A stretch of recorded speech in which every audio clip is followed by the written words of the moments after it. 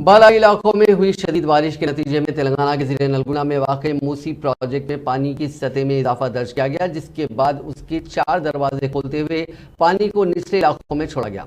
इस प्रोजेक्ट में 5000 क्यूसिक्स पानी का बहाव दर्ज किया गया। उसकी सतह में हर घंटा इजाफे के पेश नज़र उसके दरवाजे खोलते हुए पानी को छोड़ने का काम किया गया।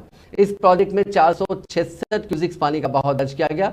इस प्रोजेक्ट की मुकम्मल सतह अब 645 फीट के बरखिलाफ 642 फीट दर्ज की गई है।